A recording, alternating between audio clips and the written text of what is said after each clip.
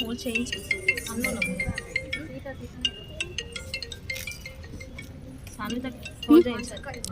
Fold చేయించాలా? Hole చేయించాలా? అంటే కాల్ చిన్నగా చేయించేస్తా. ఎవరండి?